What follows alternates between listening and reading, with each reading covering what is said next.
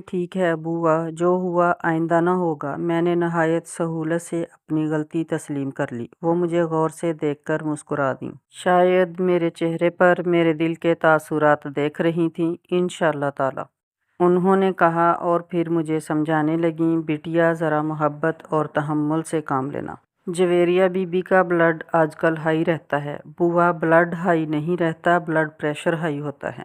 مجھے ان کی معصومیت پر ہنسی آ گئی۔ ہاں ہاں، وہی بلڈ پریشر۔ اچھا چلیں بوا، اب میں اور آپ مل کر سارا کام کر لیتے ہیں۔ بیٹیا، اب آپ آ گئی ہو تو کام تو فٹافٹ ہو ہی جائیں گے۔ میں ذرا پہلے یہ دودھ ٹھنڈا کر کے بی بی کو دے آؤں، پھر کرتے ہیں کام۔ بوا دودھ ٹھنڈا کرنے لگیں۔ لائیں بوا، مجھے دیں، میں لے کر جاتی ہوں ان کے لیے دودھ۔ میں نے دودھ ان کے ہاتھ سے لے لیا۔ انہوں نے خوش ہو کر میری طرف دیکھا اور خود برتن دھونے لگ گئیں۔ 2-3 گھنٹے بعد نہ صرف گھر کی حالت بدل چکی تھی بلکہ میں خود بھی نہا کر صاف ستھری اور ہلکی پھلکی ہو چکی تھی۔ میں نے اپنے کمرے کو دیکھا۔ صاف ہو کر اچھا تو لگ رہا تھا مگر تھا کس قدر سونا سونا۔ مجھے اداسی ہونے لگی۔ فرید الدین کے یہاں نہ ہونے کا خیال آیا تو گھبراہٹ اور بھی بڑھنے لگی۔ میں نے اپنے بال گیلے ہی لپیٹے اور جلدی سے باہر آ گئی۔ سوچا اب کھانا بنا لوں، مگر کیا بناؤں؟ یہ خیال آتے ہی ممانی جان کے کمرے کی طرف بڑھ گئی کہ ان سے پوچھوں، اب کیسی طبیعت ہے آپ کی؟ میں ان کے پاس بیٹھ گئی۔ میری طبیعت کو کیا ہوا ہے، ایسے ہی رہتی ہے۔ انہوں نے میری طرف دیکھے بغیر جواب دیا، بڑا روکھا اور سپاٹ جواب۔ میرا اداس اور پریشان دل اور بھی پریشان ہو گیا۔ آج آپ کا بلڈ پریشر ہائی تھا، سر میں درد بھی تھا۔ آپ نے دوا کھائی؟ میں نے ان کا رویہ نظر انداز کر کے نہایت محبت سے بات جاری رکھی۔ بلڈ پریشر ایسے ہی نہیں ہائی ہوتا، اس کی کوئی وجہ ہوتی ہے۔ اس وقت بلڈ پریشر کی بیماری کے بارے میں کم ہی اور کسی کسی کو ہی آگاہی تھی، اسی لیے اس کا علاج بھی ہر ایک نہ کراتا تھا۔ ممانی جان کو یہ بیماری کچھ ہی عرصے سے لاحق ہوئی تھی۔ فرید الدین کو پتہ چلا تو اس کا علاج ان کی نگرانی میں نہایت توجہ کے ساتھ باقاعدگی سے ہو رہا تھا۔ آج کیا پکاؤں ممانی جان؟ میں نے ان کی توجہ پلٹنے کے لیے پوچھا۔ جو تم نے کھانا ہو بنا لو، وہی روکھا پھیکا سا جواب۔ نہیں، جو آپ کا دل چاہ رہا ہو۔ میں نے پیار سے ان کی طرف دیکھا۔ میرے دل کی پرواہ تمہیں کب سے ہونے لگی؟ انہوں نے بڑی ہی گہری اور طنزیہ نگاہوں سے مجھے دیکھا۔ مجھے اس قدر سخت جواب کی توقع نہ تھی، میں بکھلا ہی گئی۔ جاؤ، جو پکانا ہو پکا لو۔ نہ تو فرید الدین گھر پر موجود ہے، نہ ہی مجھے بھوک ہے، جو کھاؤں سعیدن بوا سے پوچھ لو۔ مجھے خاموش پا کر وہ دوبارہ بولی اور پھر میری طرف سے منہ موڑ کر لیٹ گئیں، جس کا صاف مطلب تھا کہ میں اب وہاں سے جاؤں۔ مجھے عجیب سی بے عزتی کا احساس ہوا۔ اپنا آپ بڑا نکما اور فضول لگا۔ دکھے دل اور بھری ہوئی آنکھوں سے میں وہاں سے لوٹ آئی۔ جی چاہا خوب روؤں، کمال ہے، کچھ دن اپنی امی جان کے گھر کیا رہ لیا، میں تو گناہگار ہی ہو گئی۔ میرے اندر کی رفیہ نے سر اٹھایا۔ کیا شادی شدہ ہو کر لڑکیاں گروی ہو جاتی ہیں؟ نہ اپنی مرضی، نہ کوئی خواہش، صرف بہویں بن جاتی ہیں۔ ساس کی ڈانٹ پھٹکار سننے کو بیٹیاں نہیں رہتیں کہ ماؤں کے ساتھ چند روز بتا سکیں۔ رفیہ خود سر اور باغی ہو رہی تھی۔ کب سے تو منا رہی ہوں، ان کا غصہ سہ رہی ہوں، گھر کا سارا کام آتے ہی کر لیا، پھر بھی اتنا غصہ، ایسی بے عزتی۔ میرے اندر کا تلاطم بہا ہی چاہتا تھا کہ سعیدن بوا نے اپنا محبت بھرا ہاتھ میرے کندھے پر رکھ دیا۔ بیٹا، میں نے گوشت دھو کر مسالہ ڈال کر چولہے پر چڑھا دیا ہے، اب بتائیں اس میں سبزی کیا ڈالنی ہے؟ وہ میری آنسو بھری آنکھوں کو نظر انداز کر کے مجھے ہاتھ پکڑ کر کچن میں لے آئیں۔ وہ آنسو جو بالکل کناروں پر تھے اور اگر بہہ نکلتے تو انہیں روکنا ناممکن ہو جاتا۔ انہیں ان کناروں پر تھام کر پینا اس سے بھی مشکل تھا۔ میں اگر سعیدن بوا کے سامنے رو پڑتی تو وہ پوچھتی کیا ہوا، پھر میں انہیں کس طرح بتاتی کہ ممانی جان کا سلوک مجھ سے برا ہے۔ چنانچہ اپنے بھرم کو بنانے اور عزت کو بچانے کے لیے مجھے وہ پانی کے گولے نگلنے ہی پڑے۔ پانی پینا جس قدر سہل ہوتا ہے اتنا ہی تکلیف دہ ہوتا ہے پانی کے اس گولے کو پینا۔ جو آنکھوں کے کناروں سے پلٹ کر آتا ہے اس کی اذیت کو سمجھا نہیں جا سکتا، اسے تو بس اس عمل سے گزرنے والا محسوس کر سکتا ہے۔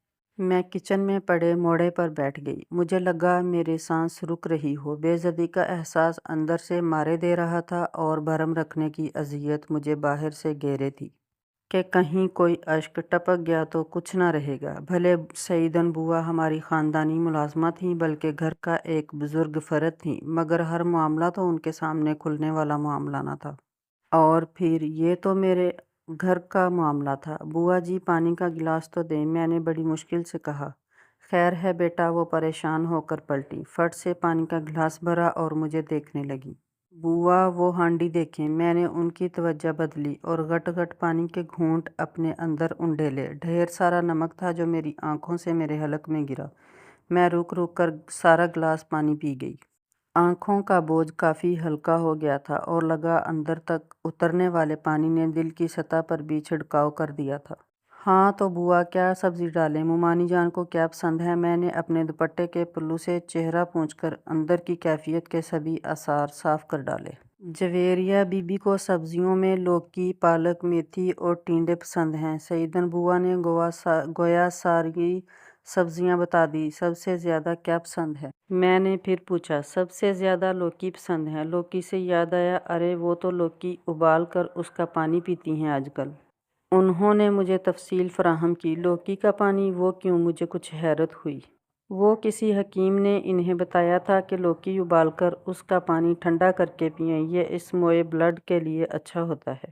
بوا کو پھر بلڈ پریشر کہنا مشکل لگا۔ مجھے ان کی معصوم سی شکل پر بلڈ پریشر کی ادائیگی نہ کرنے پر جو عجیب سی الجھن نظر آئی وہ بہت پیاری لگی۔ بلڈ پریشر بوا، میں نے انہیں پیار سے سمجھایا۔ ہاں ہاں وہی، اچھا لائیں آپ لوکی دیں، میں ان کا پانی بنا دیتی ہوں، میں نے خوش دلی سے کہا۔ میں ممانی جان کا کچھ دیر پہلے والا سخت رویہ بھول گئی تھی۔ بوا لوکی چھیلنے لگیں اور میں سالن کی طرف متوجہ ہو گئی۔ میں لوکی کا پانی ٹھنڈا کر کے لے کر گئی تو ممانی جان نے اسی سپاٹ لہجے میں کہا، وہاں رکھ دو، ابھی مجھے اس کی ضرورت نہیں، پھر پی لوں گی۔ چلیں میں دوبارہ فریج میں رکھ دیتی ہوں، یہاں تو گرم ہو جائے گا۔ میں بغیر کچھ کہے وہاں سے آ گئی۔ مجھے اندازہ ہو گیا تھا کہ ممانی جان کا موڈ اب دھیرے دھیرے ٹھیک ہوگا۔ میں غصہ کیے بغیر دوبارہ کچھ ہی دیر کے بعد کھانے کی ٹرے لے کر ان کے کمرے میں آ گئی۔ آئیں ممانی جان، کھانا کھائیں، مجھے بھی بہت بھوک لگ رہی ہے، میں نے خوش دلی سے کہا۔ ٹرے کو ان کے پلنگ کے سامنے میز پر رکھا اور انہیں اٹھانے لگی۔ مجھے بھوک نہیں، انہوں نے ٹالنا چاہا۔ ٹھیک ہے، میں بھی کھانا نہیں کھاتی، حالانکہ مجھے تو اس قدر بھوک لگ رہی ہے کہ میرے سر میں درد ہو رہا ہے بھوک سے۔ اور میں نے ٹرے ایک طرف سرکا دی اور لاپرواہی سے کمرے کی چیزیں درست کرنے لگ گئی۔ اور مجھے تو آج چکر بھی آ رہے ہیں۔ میں کرسی پر تھکی تھکی سی بیٹھ گئی۔ چکر آ رہے ہیں؟ کب سے؟ بتایا کیوں نہیں؟ وہ ایک دم اٹھ بیٹھی اور پوچھنے لگی۔ کوئی خاص بات نہیں، بھوک کی وجہ سے آ رہے ہوں گے۔ میں نے ٹرے دوبارہ اٹھا لی اور واپس جانے لگی۔ بھوک لگی ہے تو کھانا کھاؤ، واپس کہاں لے کر جا رہی ہو؟ وہ غصے سے بولی، مگر اس غصے میں جھلکتی فکرمندی صاف محسوس ہو رہی تھی، جو میرے لیے ہی تھی۔ آپ نہیں کھا رہی تو میرا بھی جی نہیں چاہ رہا۔ میں جان بوجھ کر انہیں نخرہ دکھا رہی تھی، یہ حربہ محبت کو جگانے کے لیے تھا۔ وہ محبت ناراضگی کی دبیش سی تہ کے تلے ذرا دیر کو چھپ گئی تھی۔ پہلے اتنے روز کھانا کس کے ساتھ کھاتی رہی ہو، جو آج میرے بغیر نہیں کھاؤ گی؟ اب وہ کھل کر اپنا غصہ ظاہر کر رہی تھی، اور یہ اچھا تھا کہ ان کے اندر کا غبار نکل جائے۔ کتنے روز؟ میں نے ٹرے دوبارہ ان کے سامنے رکھی اور دھیما سا مسکرائی۔ مجھے کیا خبر، خود سے پوچھو۔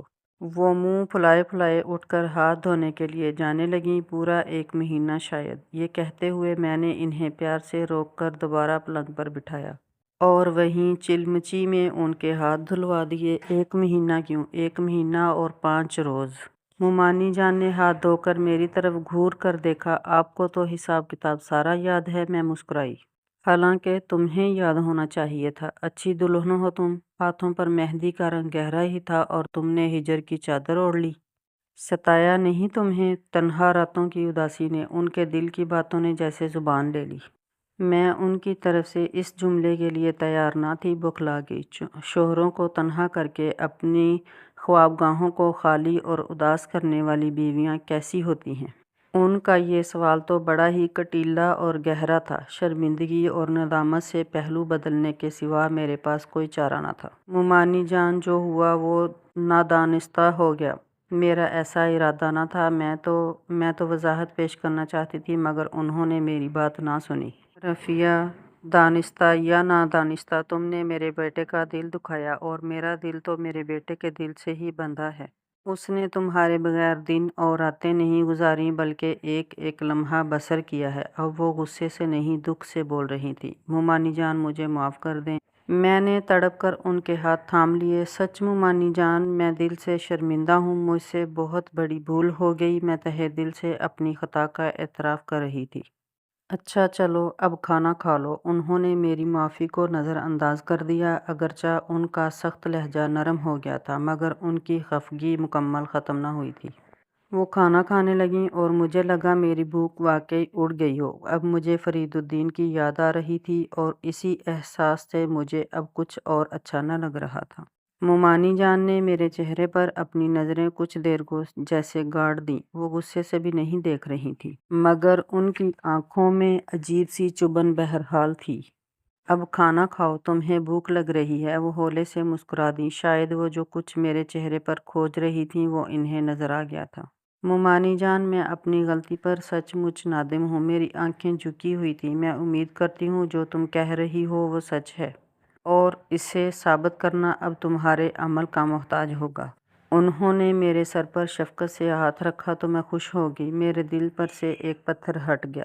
دوسرا پتھر جو میری دھڑکنوں پر دھرا تھا، جس کے بوجھ تلے میرا چین و قرار گھٹ رہا تھا، وہ اب مجھے اور بھی وزنی لگنے لگا۔ جی چاہا کہ ابھی جھٹ سے فرید الدین آ جائیں اور میں سرتاپا ان کے سامنے جھک کر اپنی ساری خطائیں تسلیم کر لوں۔ انتظار کی اذیت نے میرا روم روم جکڑ لیا۔ فرید الدین خیر سے پرسوں واپس آ جائے گا۔ مومانی جان نے گویا میرا دل پڑھ لیا ہو۔ پرسوں، میرا دل دھک سے رہ گیا۔ 2 راتوں اور 1 دن کے فاصلے پر کھڑا پرسوں مجھے کوسوں دور لگا اور لگا کہ برسوں کی مسافت کے بعد پرسوں آئے گا، اور پھر اس کے انتظار میں نے جو وقت گزارا وہ ایسا سخت، ایسا ویران اور اداس تھا جس کے پل پل نے مجھے باور کرایا کہ انتظار کس قدر اذیت ناک اور جان لیوا کیفیت کا نام ہے۔ پچھلی وہ ساری راتیں جو میں نے فرید الدین کے بغیر گزاری تھیں وہ بھی ساری اکٹھی ہو کر اس رات میرے کمرے میں آ دھمکیں۔ اپنی خوابگاہ کے کونے کونے پر وہ راتیں مجھے اس رات کے ساتھ چپکی نظر آ رہی تھیں، اور یہ رات جو میں اپنی خوابگاہ میں تنہا گزار رہی تھی کئی سالوں جتنی لمبی ہو گئی تھی، گزر ہی نہ رہی تھی۔ میں نے عشاء کی نماز بھی خاصی دیر سے پڑھی اور خاصی طویل پڑھی۔ اس کے بعد کچھ تسبیحات بھی کر لیں۔ سورۃ ملک بھی کئی بار پڑھ لی۔ میں بستر پر کئی بار لیٹی پھر اٹھ بیٹھی۔ سامنے کی کھڑکی کھولی جو باہر صحن والی کیاریوں پر کھلتی تھی۔ رات کی رانی اور چنبیلی کی خوشبو سے کمرہ معطر ہو گیا۔ آسمان پر پورا چاند مسکرا رہا تھا۔ ٹھنڈی نرم چاندنی کرن کرن ہو کر میرے کمرے میں اتر آئی۔ قدرت کی کتنی نعمتیں تھیں، کس قدر بھرپور حسین رات، مگر کیسی اداسی اور بے قرار کر دینے والی۔ میں کھڑکی کے پٹ سے لگ کر کھڑی ہو گئی۔ میرا ذوق ادب جو کہ خاصا اچھا تھا چٹکیاں لینے لگا۔ مجھے کتنی ہی نامور لکھاریوں کے ناولوں سے مختلف اقتباس یاد آنے لگے۔ پھول، خوشبو، ہوا، بادل، پورے چاند کی چاندنی، مہندی اور چوڑیوں کی کھنک، یہ سب محبت کے استعاروں میں کیوں کر استعمال کیے جاتے ہیں؟ ان کا حب اور محبوب سے کتنا گہرا رشتہ ہے۔ ایک عورت کے سنگار میں اس کے حسن کے یہ لوازمات کیسے بے معنی اور بیکار ہو کر رہ جاتے ہیں اگر محبوب موجود نہ ہو تو۔ مجھے لگا مجھ پر آگاہی کے درواہ ہو گئے ہوں۔ سہاگن اور عام عورت کا مطلب سمجھ آ رہا ہو۔ میں نے اپنی کلائیوں کی طرف دیکھا۔ چوڑیوں کی کھنک سے آری تھیں۔ مجھے فرید الدین پھر یاد آ گئے۔ رفیہ، عورت کے ہاتھوں میں چوڑیاں ہوں یا تازہ موتیا کے گجرے، کتنے اچھے لگتے ہیں۔ شادی کے دوسرے روز انہوں نے شام کو جب مجھے گجرے لا کر دیے تو بڑی محبت سے کہا تھا۔ میرے گرد اداسی اور تنہائی کا گھیرا پھر تنگ ہونے لگا۔ مجھے پیارے نبی صلی اللہ علیہ وآلہ وسلم کی وہ پیاری سی حدیث شدت سے یاد آ گئی، عورت میری آنکھوں کی ٹھنڈک اور دل کا سکون ہے۔ یقیناً عورت اگر اتنی خوبصورت اور اہم تخلیق ہے رب تعالیٰ کی تو مرد بھی تو عورت کے وجود کی شناخت ہے۔ اس کے بغیر بھی تو عورت بے معنی ہے۔ مرد کو اللہ تعالیٰ نے حاکم کیوں بنایا؟ آج میں اس کی حاکمیت کے معنی اپنے احساسات اور جذبات کے تناظر میں محسوس کر رہی تھی۔ مرد بلا شبہ حاکم ہے، میں نے اپنے دل میں جھانکا۔ فرید الدین پوری آن بان اور شان کے ساتھ وہاں براجمان تھے۔ میری ایک ایک سوچ پر، خیالات پر ان کا مکمل تسلط تھا، اور بغیر کسی عہد و پیمان کے باندھے، کوئی اقرار نامہ، کوئی شرط نامہ لکھے بغیر یہ معاہدہ قدرتی طور پر طے پا چکا تھا کہ وہ میرے مالک مجازی ہوں گے۔ یعنی دنیا میں اللہ اور رسول صلی اللہ علیہ وآلہ وسلم کے احکامات کے بعد صرف انہی کا حکم مانوں گی۔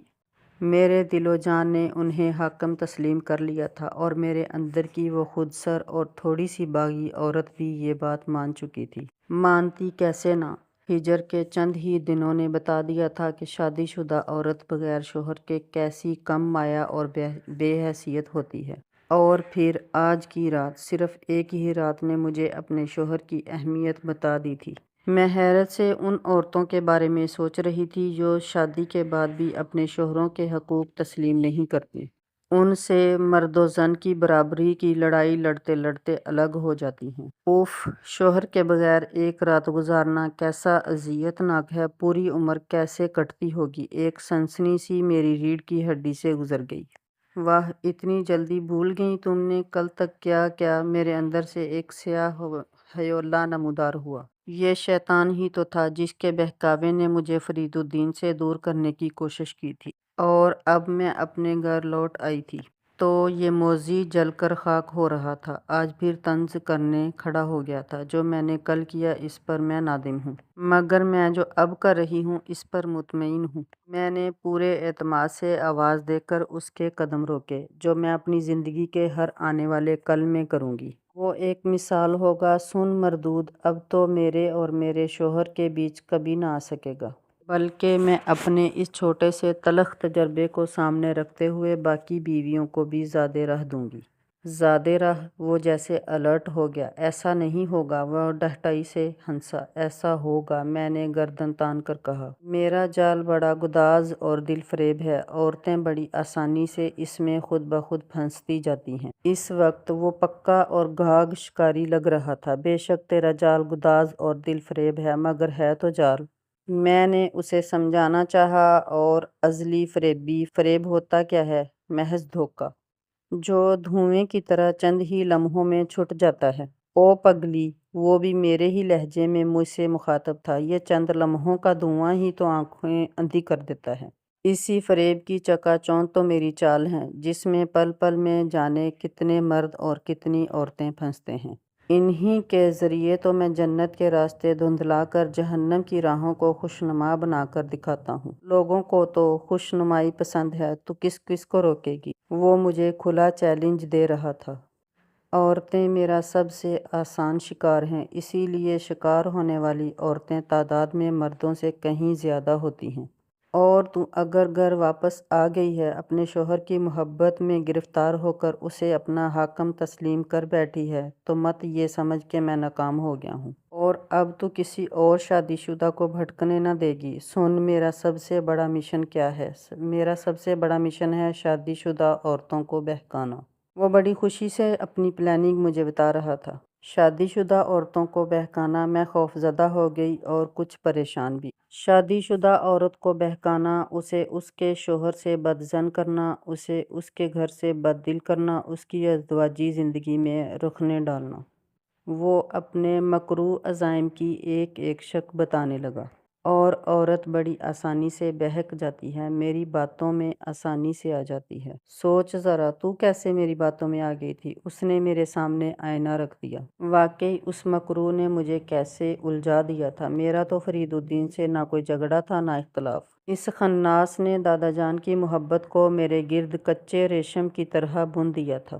کچا ریشم جو انتہائی نرم و نازک ہوتا ہے کہ الجھ جائے تو اس کی گرہیں کھلتی نہیں، اسے توڑنا پڑتا ہے، یا یہ خود ہی ٹوٹ جاتا ہے۔ تو کیا ہوا؟ میں نے تو وہ جال توڑ دیا، میرا تم نے کیا بگاڑ دیا؟ میں نے اسے فخر سے بتایا کہ وہ میرے بارے میں ناکام ہو چکا تھا۔ وہ تو تمہاری ماں کی نصیحتیں اور تمہاری عبادتیں تھیں کہ تم نکل آئیں، ورنہ ایک دو روز اور بیت جاتے تو میں تمہارا دل شوہر کی محبت سے خالی کر دیتا، اور تم بھی۔ وہ میرے بچ نکلنے پر ہاتھ ملنے لگا۔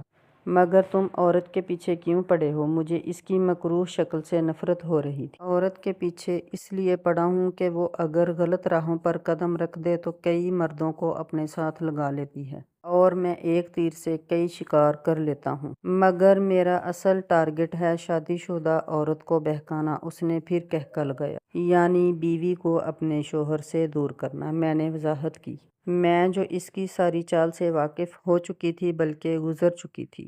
100% درست۔ وہ خوشی سے اچھلا۔ شادی شدہ عورت اگر بہک جائے تو پہلے اپنا گھر چھوڑتی ہے اور پھر شوہر۔ میرا مطلب ہے علیحدگی اور پھر طلاق۔ اس نے اپنے ہاتھ پر ہاتھ مار کے اپنی پلاننگ کا اصل ٹارگٹ پوری طرح واضح کر دیا۔ لعنت ہو تم پر، تم گھروں کو توڑتے ہو۔ میں نے نہایت حقارت سے اس پر لعنت کی۔ او بے وقوف عورت، جب ایک میاں بیوی میں طلاق ہوتی ہے تو جہاں ساتوں آسمان ہل جاتے ہیں وہیں میں خوشی سے چھلانگیں لگاتا ہوں۔ وہ منحوس صورت والا میرے سامنے پھر چھلانگیں لگانے لگا۔ طلاق میرے اللہ اور اس کے رسول کو سخت ناپسند ہے۔ اس چیز سے انہوں نے کراہت کا اظہار کیا ہے، اور میرا بس نہیں چل رہا تھا کہ میں اس مردود کا گلا گھونٹ ڈالوں۔ تیرے اللہ اور رسول صلی اللہ علیہ وآلہ وسلم کی ناپسندیدہ چیز ہی تو میری پسندیدہ چیز ہے۔ جس سے انہیں کراہت ہے مجھے اس سے سخت محبت ہے۔ کیا تم نہیں جانتی؟ میں تو اللہ اور اس کے رسول صلی اللہ علیہ وآلہ وسلم کا کھلا دشمن ہوں، اور اس کے بندوں کا بھی۔ وہ غصے سے اور بھی مکروہ ہو گیا۔ مگر تو مٹ جانے والا ہے، اور اللہ اور اس کے رسول کی محبت اور اس کے چاہنے والے ہمیشہ رہیں گے۔ میں نے بلند آواز میں درود شریف پڑھنا شروع کر دیا۔ وہ موذی آگ بگولا ہو گیا، ادھر ادھر مچلنے لگا۔ مت کرو، یہ مت کرو۔ یہی ہے تیرا علاج۔ میں اپنے اللہ کی ادنا بندی، اپنے رسول کی ادنا غلام ایک بار درود شریف پڑھوں گی تو وہ رب جو مجھ پر 10 بار رحمتیں کرے گا، اور جو رحمتوں کی چھاؤں میں ہو تو اس کے قریب نہیں بھٹک سکتا۔ چل جا، دفع ہو یہاں سے۔ میں نے آیت الکرسی کی تلاوت شروع کر دی تو جیسے اس کے بدن میں آگ لگی، وہ تڑپنے لگا۔ میرا محبوب مشغلہ ہے بیویوں کو ان کے شوہروں سے جدا کرنا۔ میرا مشن ہے گھروں کو توڑنا، اور میری جیت ہوتی ہے اس وقت جب کوئی طلاق واقع ہوتی ہے کہ ایک طلاق سے میں پورا خاندانی ڈھانچہ توڑ ڈالتا ہوں۔